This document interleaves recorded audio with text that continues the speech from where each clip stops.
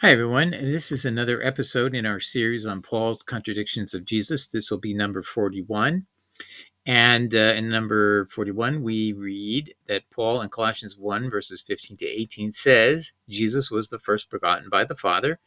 And then Jesus, in turn, created everything else, thereby making Jesus the true Father of mankind. That means Jesus is our Father, not the Father Yahweh.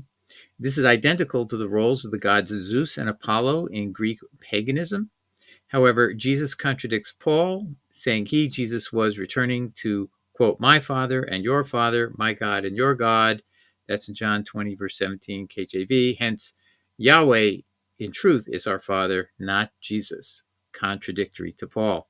All right, so this may be surprising to many of you, but it's an absolute fact, sadly enough. All right, so let's begin by reading Colossians 1, verses 14 to 18, King James Version. Verse 14, in whom we have redemption through his blood, obviously Jesus, even the forgiveness of sins. Verse 15, who is the image of the invisible God, the firstborn of every creature. I'll stop there. Firstborn, what does that indicate? That Jesus is the first begotten. Okay. Continuing, verse 16, for by him, Jesus, were all things created that are in heaven and that are in earth, visible and invisible, whether they be thrones or dominions or principalities or powers. All things were created by him and for him. And he is before all things, and by him all things consist. So Jesus is before all things. However, he's not before his Father. Okay, so the Father obviously came first. God Father is not a thing. So it's not saying he was personally eternal. And obviously it can't be because he's the firstborn. So he's before all things that were created. That's all. But he then creates everything. So the only thing that God Yahweh does is beget Jesus, that is the firstborn. Then Jesus exists, therefore, before all things. Nothing else has been created. And then he creates all things. And they were all created by him and are for him. Okay, so he's very special, according to, you see, he should have preeminence. Who's he having preeminence for? He's having preeminence over Yahweh. That's who we're supposed to worship preeminently over Yahweh. Because why? Because our Father's not God Yahweh at all. It is Jesus. He's the one who created us, not God Yahweh. Okay, so you have to sink. That has to sink in, my friends. Really, you got to let that sink in. And he is the head of the body, the church, who is the beginning, the firstborn from the dead, that in all things he might have the preeminence. Like I said. All right, let's break this down just a little bit. Okay, I want to read you the Nicene Creed as it existed 70 years after it was first announced. Nicene Creed of 381 AD. That's when the Trinity was for the first time adopted in this era. It was the Catholic Church again. The Roman Catholic Church is the institution created by Constantine's influence as Pontifex Maximus. That was his legal position in the Roman Empire, and he exercised that authority over our church and changed it substantially, as we've seen, and the Roman Catholic Church radically changed from what it was before. But anyway, so what's the Nicene Creed? And I'm reading. Now, before I read it, I just want to say to you, it's going to try to fix and repair things that it knows is wrong in Paul's view. Okay, so it's different, but it's similar, and it's influenced by this same passage. Let's read it. I believe in one God, the Father Almighty. Okay, well, if you read Paul, there has to be two gods because you've got a person who exercises the ability, the power to create things and everything is created for him, and he has preeminence over Yahweh the Father because that's what it says. So how could you have someone who is not God have preeminence over Yahweh? It has to be Jesus is a God, at least in a pagan sense of the meaning of the word. And we are unfamiliar with that because we are not pagans. We don't think we're pagans. We have been taught that Jesus and the Father are one, and that somehow makes us feel that we're not in a pagan land. But Paul's view is radically different than a oneness principle. He clearly has two beings that are completely separate from each other. One is begotten by the other, but one is the creator, and that's Jesus. So that means Jesus has to be a God in some sense. Now, he is not eternal, but he is before all things because he's the creator of all things. So that's all it is. There's some moment in time when Jesus doesn't exist. He comes into being, according to Paul, and then Jesus creates everything.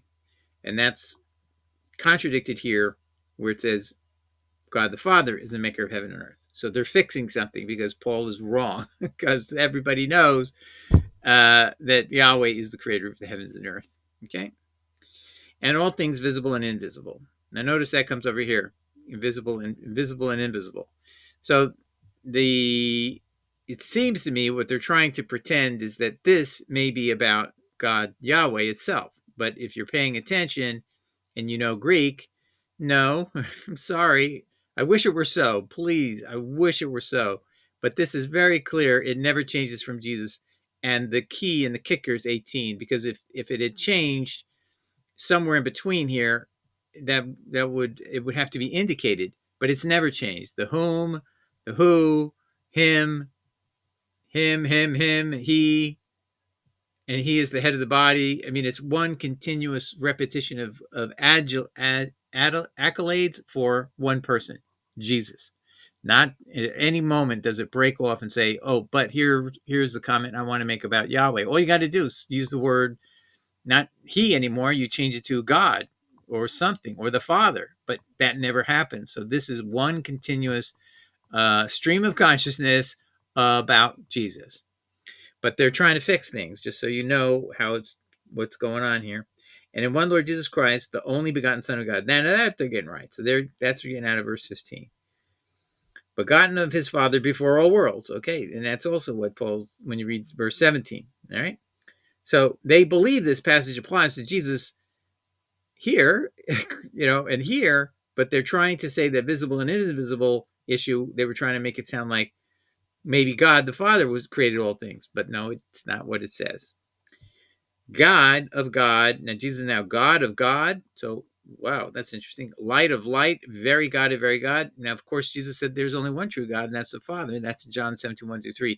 So these people, they know that, and this is actually a historical fact, is that passage of John 17:1-3 was brought up first. And they basically, it's in here. If you look carefully, there's one God, you see? So there it is, John 17:1-3, the Father. Clearly what Jesus says in John 17:1-3. But by the end of the sentence, it's going to switch here.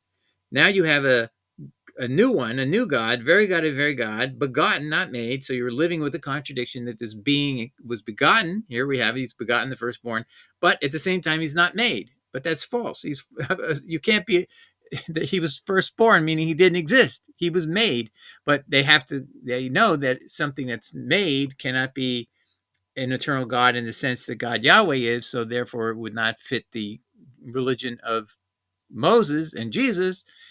But but Paul's saying, fits pagan religion. You can have a God exist who is born from another God. So Apollo, for example, is born from Zeus, and that's all you need, and you're still God Apollo. Okay, so this Paul is clearly distinct, but here's people trying to write out a formula that's somewhat biblical. There has to be an eternal Son, and that's what they're trying to force it to be. Very God of very God, begotten, not made. So there's your contradiction. You can't be both, but they're saying it is. Being of one substance with the Father, and that's their solution. Their solution is Jesus is not really made because the blood flowing through his veins, the substance inside of him, is eternal from the Father. And that's how they got around John 17:1-3, right here at the beginning. I believe in one God, the Father. See? That's where they now have made it, that by the substance with the Father inside of Jesus, you can avoid the fact that Jesus said the only true God is the Father. Because now Jesus has imparted the godhood of God through some substance in his body. Now, never mind. Do you believe, ladies and gentlemen, those prelates who were there at Nicaea believe God is a substance when it says he's a spirit and only a spirit? No, they didn't believe it. They were forced to say these things. This is a clear, coerced statement from people who theologically know that was false. There is no such thing as a substance. But this is called the Homoousian doctrine. It's a big deal, according to, if you're a Trinitarian, you want to grab onto it. I believe in the Homoousian doctrine, but that doctrine itself contradicts God's word 100 different ways. Then listen to this. By whom all things were made. Okay. So now Jesus is this very God of God, begotten and made, being of one substance with the Father, by whom all things were made. Now here it's more ambiguous. Is the word Father meaning the one whom by whom all things were made, or is it about Jesus? Well, I would say it's likely meant, even in Latin, which this was written in, is it likely meant by whom? Jesus, because the subject changed and became Jesus, the Son of God, begotten, being of one substance with the Father. So the Father is a hanging prepositional phrase. So really, it seems to me that by whom all things were made uh, is clearly Jesus. And when you keep reading it, it's more clear. Who for us men and for our salvation came down from heaven. So it's very clear. They then say that Jesus made all things. And there what they've done is they picked up from Paul exactly what he says. All things were created by him. So the one thing that isn't common between the Nicene Creed and Colossians 1:14 and 18, a very pagan thought, if you pay attention, is Jesus made all things. God the Father made nothing except Jesus, right? They do agree he was begotten of his Father, but Jesus made everything. If you're paying attention, and that is right there a pagan religion, and I'm going to prove it to you in another episode where I'm going to discuss it. Not part of my contradiction series, this episode, but in the episode where I'm going to get into, I'm going to just show you in the Greek religion of Apollo. This exactly is what you have. You've got in a religion, there's this Zeus overthrows Kronos, who was in standard pagan religion. The Kronos is the creator of heaven and earth, and then his offspring is Zeus. Zeus then overthrows Kronos. Okay, but the Apollo religion is a radically different religion from any other. Now, Apollo is the son of Zeus, just going to tell you, but Plutarch, the priest of Apollo, explains the teachings of that Apollo sect that Apollo created all things. This sect specific doctrine is replicated in Paul in Colossians 1:15 to 18. So we'll get into that in another episode. It won't be a series on contradictions. Look for it. I may do it next, and it may come out very soon, maybe in the next couple of days. But that's what really is going on. Paul is injected into our bloodstream paganism, two gods, separate, who are, but one is our Father, Jesus, and the other isn't our Father, but that Father is only the Father of Jesus. And to get back to the point of this episode, which is to prove a contradiction, Jesus says, I return to my Father.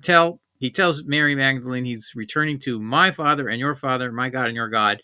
And it simply cannot be true that Jesus is our Father if Jesus is saying his Father is the same as our Father, meaning Yahweh. So clearly Paul contradicts Jesus. All right, God bless everybody. Take care. Ciao. Bye.